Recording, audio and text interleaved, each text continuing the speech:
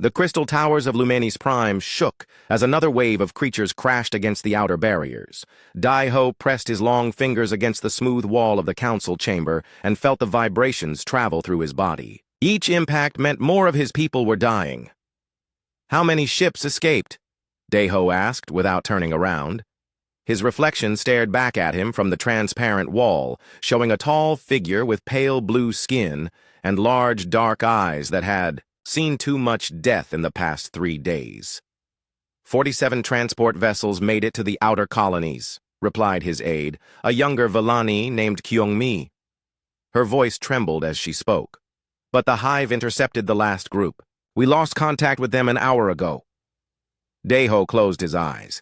47 ships carrying maybe 200,000 Villani, out of a population of 12 billion. The numbers made his chest tight with grief and rage. He had been a leader for 30 cycles, had guided his people through natural disasters and resource shortages, but nothing had prepared him for this.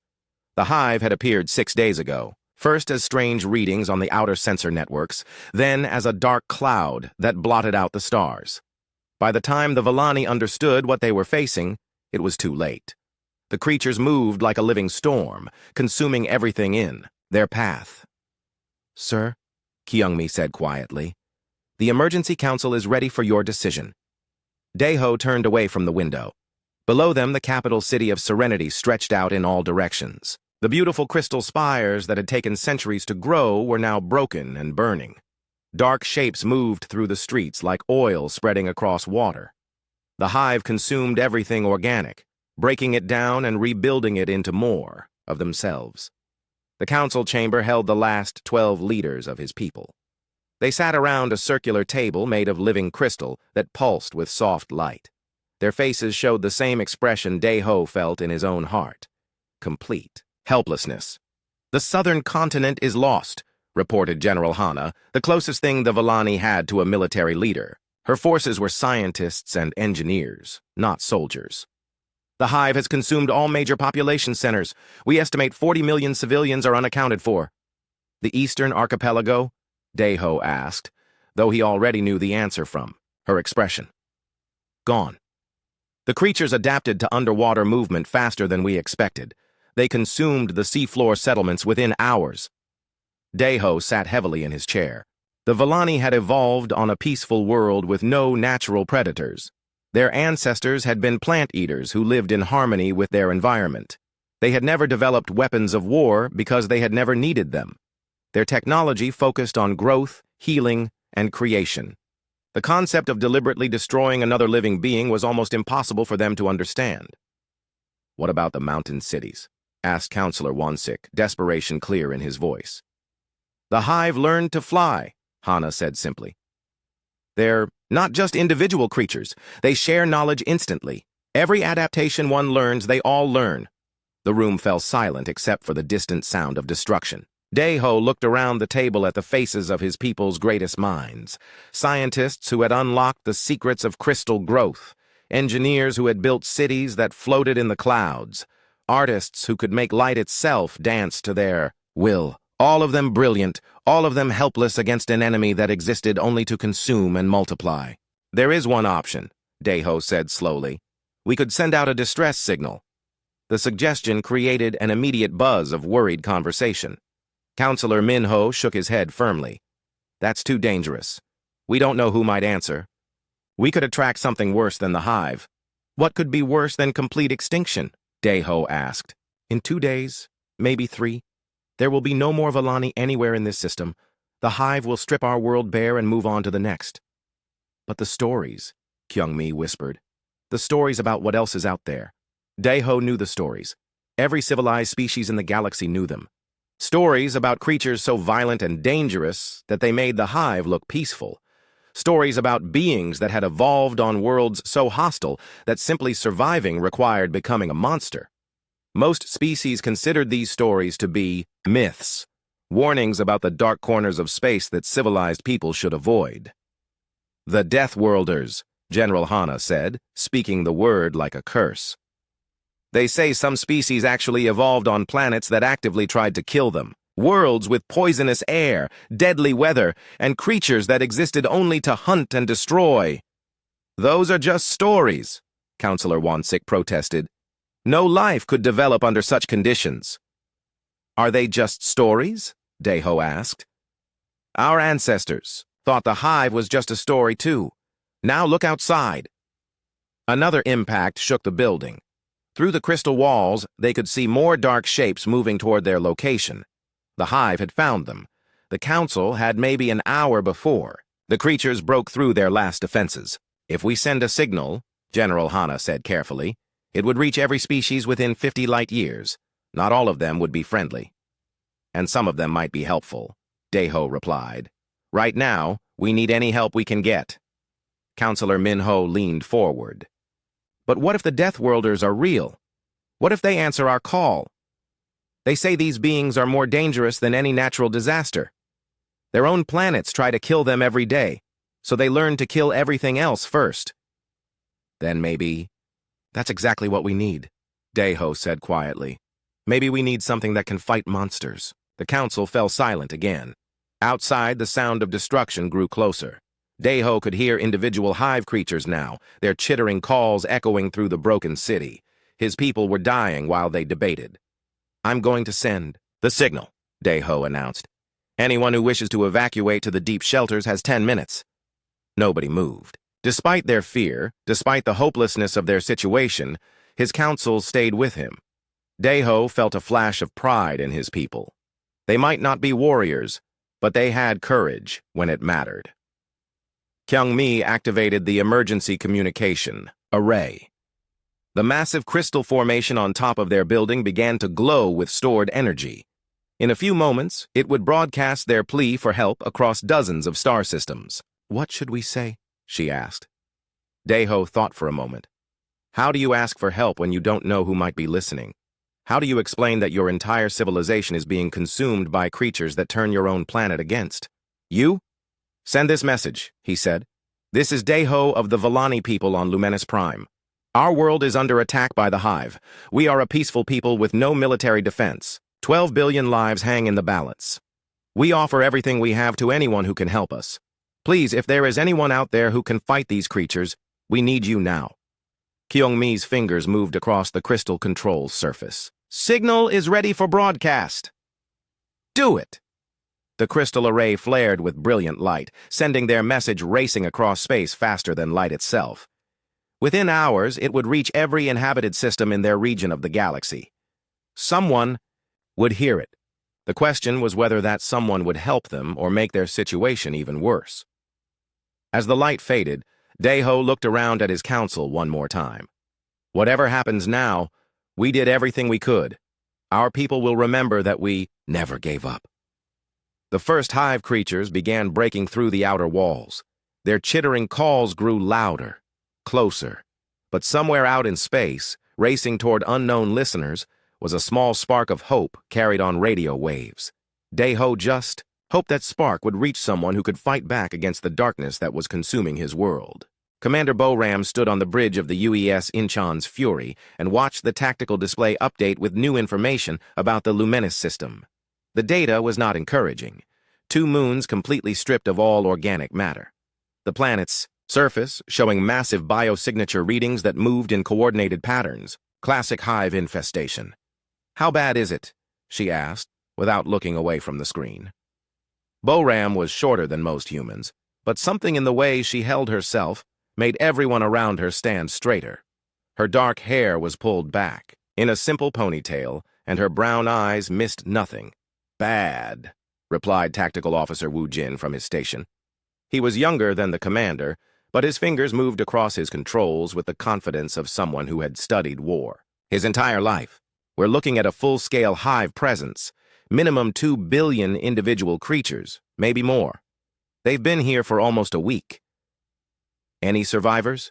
Boram asked. Unknown. We're picking up scattered energy readings from underground locations, but the surface is completely overrun. Wu Jin paused. Commander, I should mention something else. The signal we intercepted. It was broadcast on all frequencies simultaneously. That means it didn't just reach us. Boram nodded grimly. Who else? At least 3 other species would have received it. The Karathi Empire has ships 2 days away. The Zilthan Collective could be here within 48 hours, and...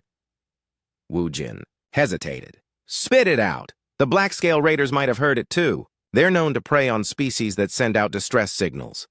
Bo-Ram cursed under her breath. The Black-Scale Raiders were exactly the kind of people you didn't want showing up to a rescue mission.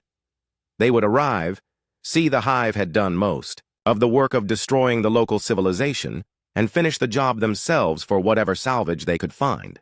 How long until we reach the system? She asked.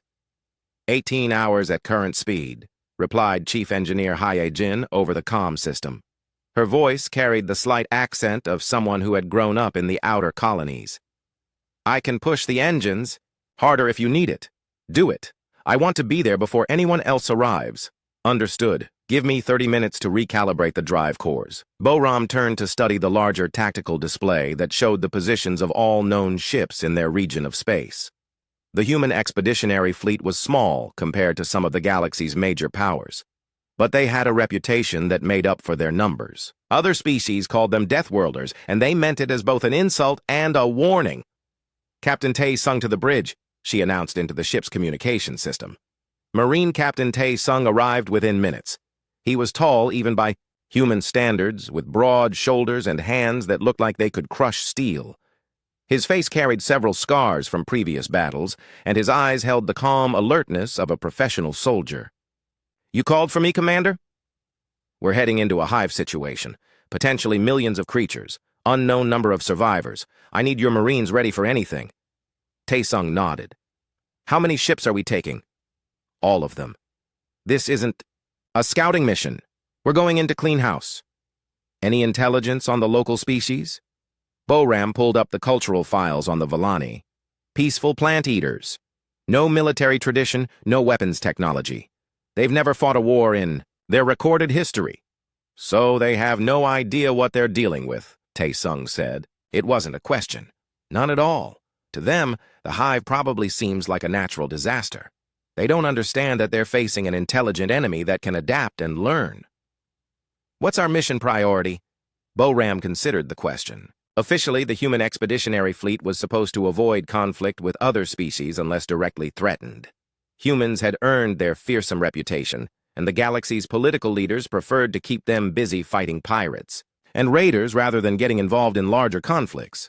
But Bo-Ram had read the desperation in that transmission. A species of 12 billion people reduced to scattered survivors hiding underground, children dying while adults who had never held weapons tried to fight creatures designed by evolution to be perfect killers. Mission priority is complete elimination of Hive presence, she said finally. No survivors, no remnants, no possibility of reinfestation. Tae-sung smiled, and it was not a pleasant expression. My kind of mission. There's one more thing, Bo-Ram added. Other species might show up, some to help, some to make the situation worse. We get there first, we handle the Hive, and we make sure the survivors stay safe. Even if that means dealing with the other species, especially if that means dealing with the other species.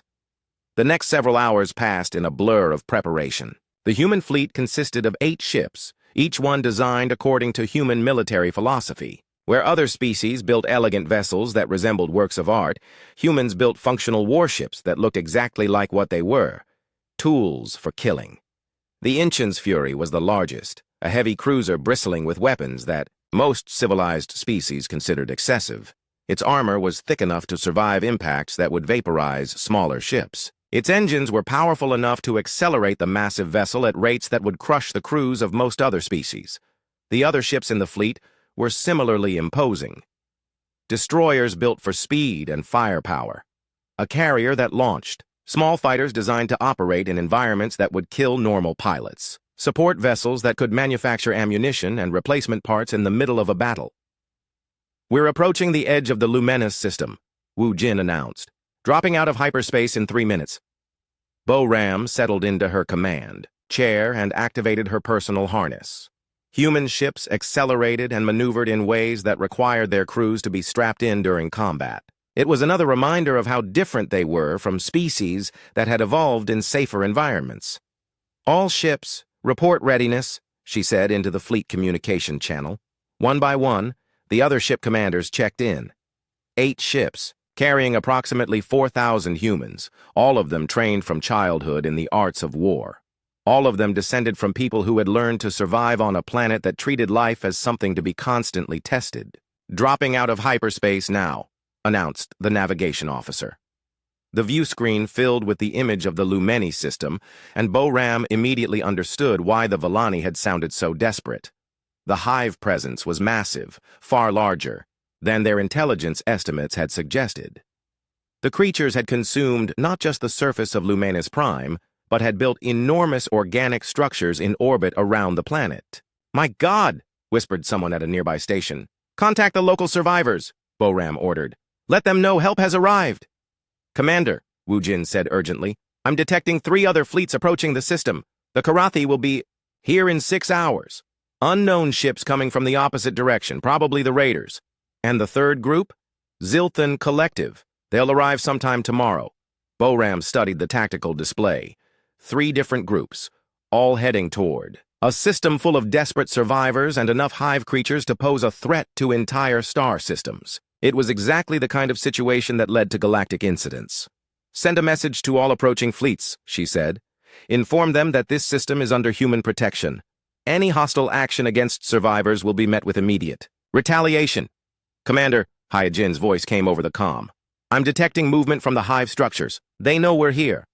On the view screen, the massive organic formations around Lumenis Prime began to shift and change. Millions of individual creatures started moving in coordinated patterns, forming up into attack formations. The Hive Collective was preparing to defend its conquest. "All ships," Bo-Ram announced to her fleet, "prepare for combat. We're going in fast and hard. Show these things why other species call us Deathworlders." The human fleet moved toward Lumenis Prime like a pack of predators approaching wounded prey. But in this case, the prey had sharp teeth and billions of hungry mouths. Bo-Ram smiled as she watched the tactical display update with targeting information. The hive was about to learn what happened when you threatened something under human protection. It was going to be a lesson they would never forget, assuming any of them survived to remember it. The first wave of hive creatures launched from the organic structures orbiting Lumenis Prime looked like a living storm. Millions of winged forms darkened space as they rushed toward the human fleet in a coordinated swarm. Each creature was the size of a small fighter with razor-sharp claws and acidic weapons that could eat through most ship armor. "Contact in 90 seconds, Wu Jin announced calmly. His fingers danced across his control panel, marking targets and calculating firing solutions. "I count approximately 8 million individual hostiles in the first wave." 8 million, repeated Bo-Ram. She had seen large space battles before, but the sheer number of enemies was impressive even by human standards. "Recommendations?"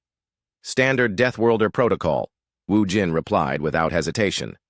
"Hit them with everything we have, then hit them again when they think we're done." Bo-Ram nodded. Other species might try to negotiate or look for weaknesses to exploit. Humans had learned long ago that sometimes the best strategy was overwhelming, violence applied quickly and efficiently. All ships, weapons free. Fire at will. The human fleet opened fire simultaneously.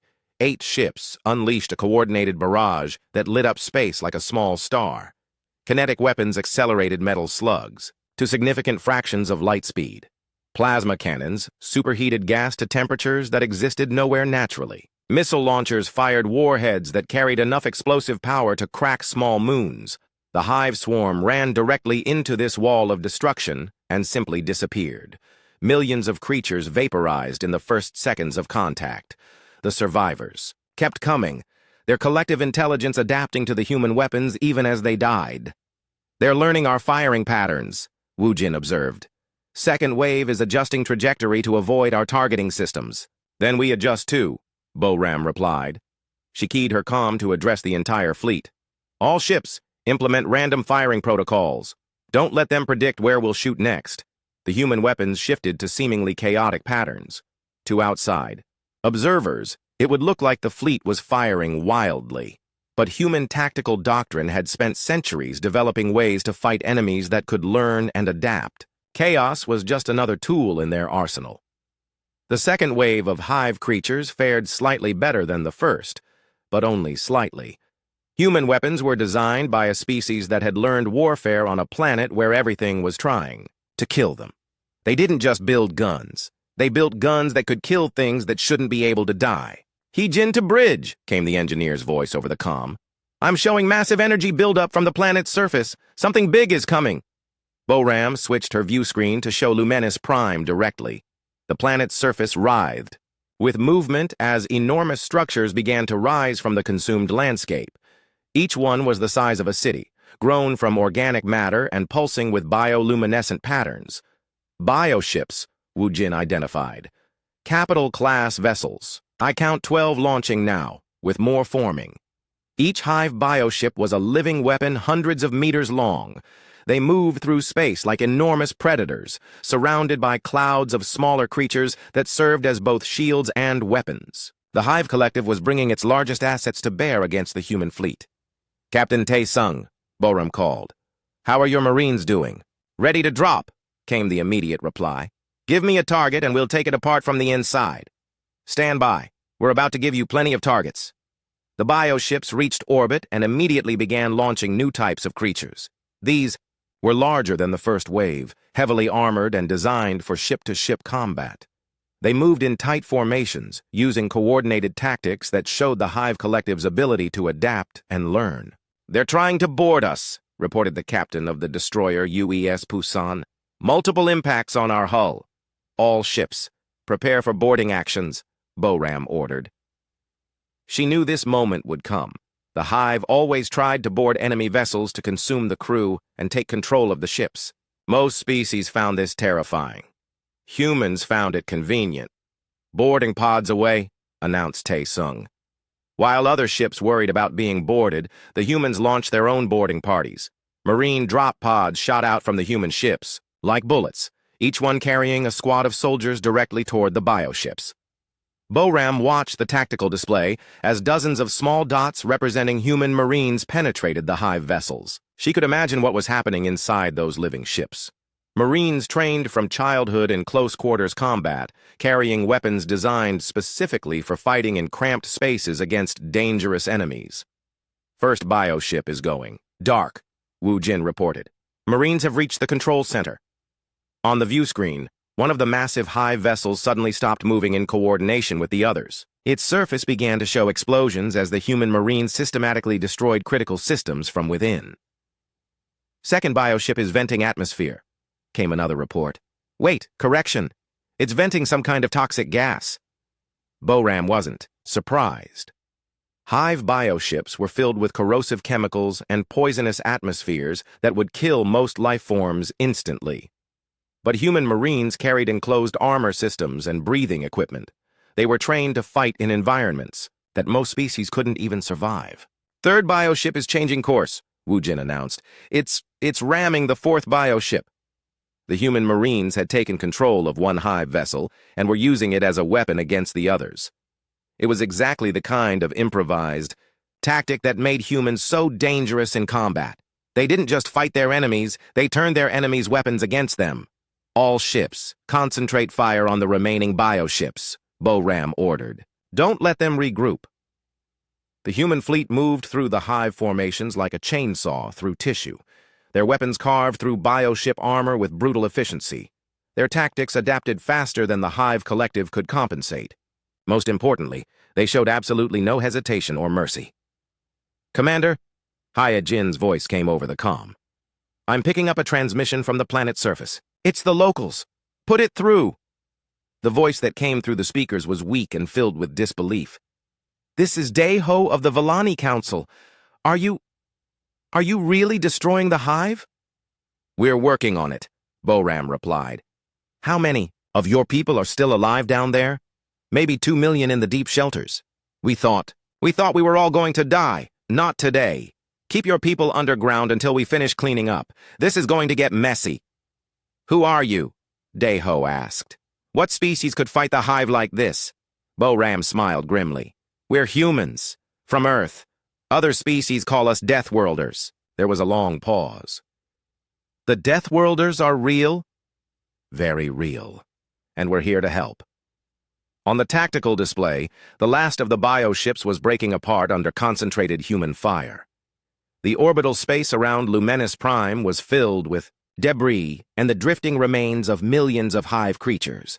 But Bo-Ram knew the battle was far from over. Wu Jin, what's the status on the planet's surface?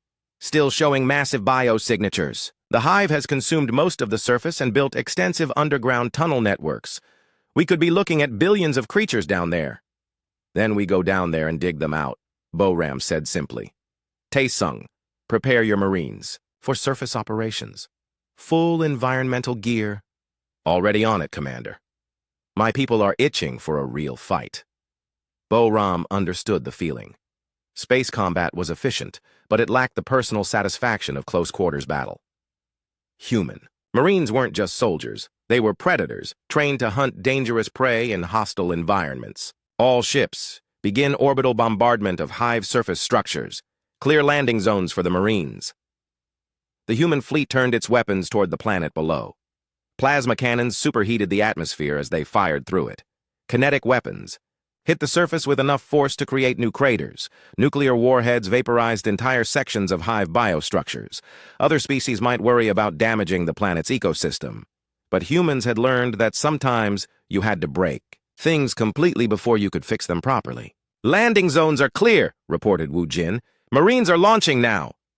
Bo-Ram watched as hundreds of drop pods fell toward Lumenis Prime like burning meteors. Each one carried a squad of human Marines trained to fight in conditions that would kill most other life forms. They were about to show the Hive Collective what it meant to face an enemy that had evolved to be more dangerous than their own planet. Captain Tae-sung's boots hit the surface of Lumenis Prime with a solid thud that echoed through his helmet speakers. Around him, his Marines were landing in a coordinated pattern that would have impressed any military observer. But what would have terrified those same observers was how calmly the humans moved through an environment that should have killed them instantly. The air was thick with toxic gases released by the hive's consumption of the planet's organic matter. The ground was covered in a black, oily substance that dissolved most materials on contact. The temperature fluctuated wildly as underground hive structures vented superheated chemicals into the atmosphere. Perimeter secure, reported Sergeant Kehoe over the comm. His voice was steady despite the fact that he was standing in conditions that would have required a level 4 hazmat facility on most worlds. No immediate contacts, but I'm reading movement patterns consistent with tunnel networks. Tae-sung checked his tactical display. The Marines had landed in what used to be the Villani capital city. Now it was a wasteland of broken crystal spires and organic growth that pulsed with unnatural life. The hive had consumed everything useful and built new structures from the remains. Remember, people, Tae-sung announced to his troops, the locals are friendlies hiding in deep shelters. Anything else that moves is fair game. These bugs like to tunnel, so watch your footing. The human Marines spread out in practiced formations. Each soldier carried weapons that had been tested in environments ranging from Arctic wastelands to active volcanic zones. Their armor was designed to function in conditions that most species would consider uninhabitable. Private Young Soo knelt beside what had been a decorative fountain and ran his scanner over the ground. Captain, I'm reading extensive tunnel networks directly below us. Multiple levels, all occupied. How many contacts? Hard to tell with all the interference, but thousands. Maybe tens of thousands. Tae-sung smiled inside his helmet. Other species might be intimidated by those numbers. Humans saw it as a target-rich environment. Meanwhile, in orbit, Commander Bo-Ram was dealing with a different kind of problem. The Karathi Empire fleet had arrived earlier than expected, and their ships were moving into the system with obvious, aggressive intent. Incoming transmission from the Karathi flagship, announced Communications Officer Hai-jun. They're demanding to know our authority in this system. Put them through, Bo-Ram said. The view screen flickered to show a reptilian, face with golden scales and cold amber eyes. Admiral Vexka of the Karathi Empire was known throughout the galaxy as a competent but ruthless military leader. His species had built their civilization through conquest and intimidation. Human vessel, Vexka said, in accented standard galactic. You are trespassing in a system claimed by the Karathi Empire. Withdraw immediately or face the consequences. This system belongs to the Villani, Boram replied calmly. We're here at their invitation to deal with a hive infestation. The Villani are extinct. This system is now empty and available for colonization. Our claim supersedes any previous arrangements. Boram felt her temper rising. The Korathi were known for showing up after disasters to claim territory from weakened civilizations. They were scavengers with delusions of grandeur. There are 2 million Villani survivors on the planet's surface, she said. This system is not empty. 2 million primitives hiding in holes do not constitute a legitimate government, Vexka replied dismissively. The Korathi Empire has 15 ships in this system. You have 8. Simple mathematics suggests you should leave. Simple mathematics also suggests you've never fought humans before, Boram said. Would you like a demonstration? On the planet's surface, Tai Sung was getting his own demonstration of why humans were feared throughout the galaxy.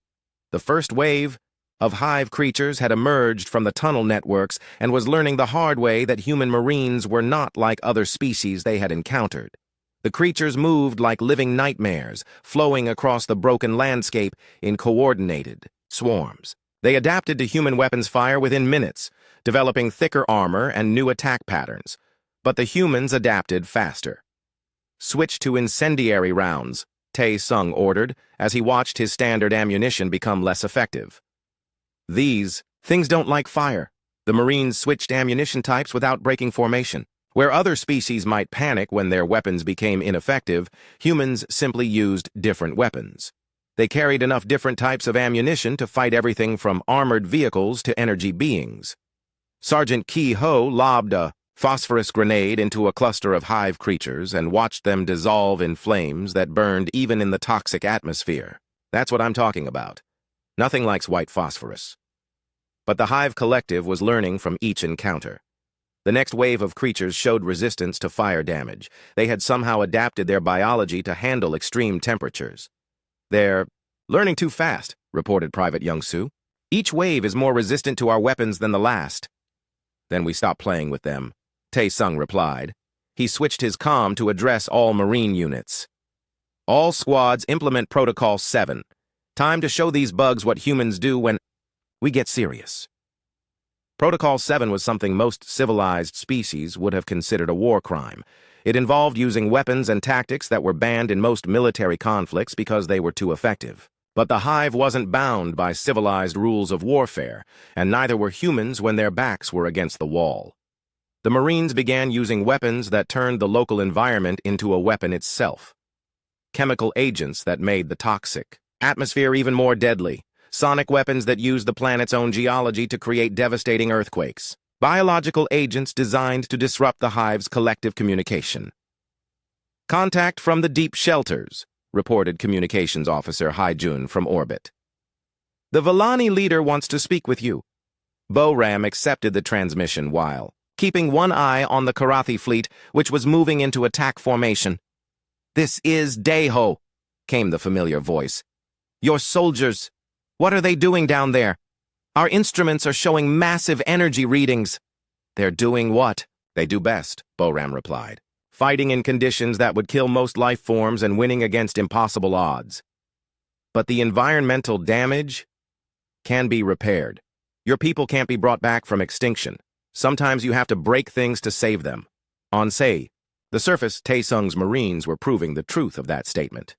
They had turned a hive-infested wasteland into an active war zone where the laws of physics seemed to be suggestions rather than rules. Explosions rocked the ground as underground hive structures collapsed.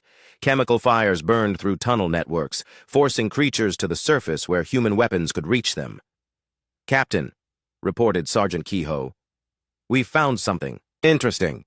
There's a central structure about 2 kilometers north. It's huge, and it's coordinating all the other hive activity. Tai Sung checked his tactical display. The structure showed up as a massive organic formation that pulsed with bioelectrical energy. It was probably the nerve center for the entire planetary infestation. That's our primary target, he announced. All squads, converge on the central structure. Time to cut the head off this snake. In orbit, Admiral Vexka was losing patience with the humans' refusal to retreat. Final warning, human vessel. Withdraw now or we will open fire. Go ahead, Boram replied. But you should know that attacking a human vessel while it's conducting rescue operations is considered an act of war. Are you prepared for the consequences? 15 ships against 8, Vexka repeated.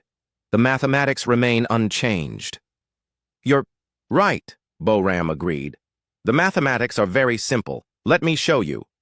The human fleet suddenly dispersed into a formation that made no sense to conventional military thinking. Instead of grouping together for mutual support, they spread out in seemingly random directions. To Karathi tactical doctrine, it looked like panic. All Karathi ships, open fire, ordered Vexka. The Karathi fleet fired simultaneously, concentrating, their weapons on the human flagship. It was exactly what Boram had expected them to do. Most species fought predictably, following military traditions that emphasized order and coordination. Humans fought like the predators they were. While the Karathi wasted their firepower on the Incheon's Fury's heavy armor, the other human ships attacked from unexpected angles. They used weapons the Karathi had never seen before, fired from positions that violated standard tactical doctrine, and coordinated their assault with a flexibility that came from evolving on a world where adaptability meant survival. Karathi, flagship is taking heavy damage, reported Wu Jin. Their shields are failing. They're trying to retreat, observed Tactical Officer Haijun. 3 ships are already turning away. Let them go, Boram ordered. They've learned their lesson. On the planet's surface, Taesung's Marines had reached the central hive structure and discovered why the creatures had been so difficult to fight. The building wasn't just a coordination center. It was a living computer that processed information from every hive creature on the planet simultaneously. It's learning from every encounter, Taesung realized. Every time we fight them, it gets smarter. 3 weeks after the battle ended, Daeho stood in what had been the center of his capital city and tried to recognize anything from his old life. The crystal spires were gone, dissolved by hive acid or shattered by human weapons. The elegant gardens had been consumed and replaced with blackened craters. Even the sky looked different, stained with chemical clouds from the cleanup operations. But his people were alive. 2 million Vallani had emerged from the deep shelters to find their world scarred but free. The hive was gone, completely and permanently eliminated by the humans who called themselves Deathworlders. The atmospheric processors are working ahead of schedule, reported Kyung-mi, reading from a data tablet that looked crude compared to their old crystal technology. The humans estimate normal air quality will return within 6 months. Daeho nodded absently. He was watching a group of human Marines methodically destroy what appeared to be empty ground. They had been doing this for days, using sensors to locate buried hive spores and eliminating them with weapons that made the earth itself burn. They're very thorough, Kyung-mi observed. They have to be, said a new voice. Daeho turned to see Commander Boram approaching, her human features sharp in the artificial lighting. She had been on the planet for a week now, personally overseeing the cleanup operations. Commander, Daeho said with a respectful bow, I was just observing your soldiers' work. It's not glamorous, but it's necessary, Boram replied. The hive reproduces through microscopic spores. Miss even one cluster, and you could have a new infestation in a few years. How can you be certain you found them all? Boram gestured toward a human technician who was scanning the ground with equipment that hummed with active energy. Our sensors can detect organic matter down to the molecular level. We've been fighting the hive for decades. We know their tricks. Daeho watched the technician mark another location for destruction. Your people have fought them before? Many times. The hive spreads through space like a disease, consuming everything in its path. Most species run when they encounter them. We hunt them down and eliminate them completely. Why? Daeho asked. Your people could have ignored our distress call. You could have let us die and avoided a dangerous battle. Boram was quiet for a moment, considering her answer. Because someone has to, she said finally. The galaxy is full of peaceful species, like yours. Someone needs to stand between them and the monsters. But the cost? Daeho gestured at the devastated landscape around them. Your ships were damaged. Your soldiers were injured. What do you gain from this? The knowledge that your children will grow up free, Boram replied simply. That's enough. A rumbling sound drew their attention to the sky. One of the human ships was descending toward the surface. its engines creating controlled storms in the toxic atmosphere. The vessel landed heavily in a cleared area, its armored hull scarred from the recent battle. Supply drop, Boram explained. Food, medical supplies, construction materials, everything your people need to start rebuilding. We cannot repay you for this, Deho said. Our civilization is broken. We have nothing to offer. We're not asking for payment. This is what civilized beings do for each other. Deho found that statement deeply ironic. The most civilized act he had ever witnessed was being performed by beings the galaxy considered barely domesticated predators. The humans had saved his people, cleaned their world, and were now helping them rebuild, all without asking for anything in return. Captain Tae-sung emerged from the landed ship, his armor still bearing scorch marks from underground fighting. Behind him came a squad of Marines carrying sealed containers that probably held supplies for the Villani survivors.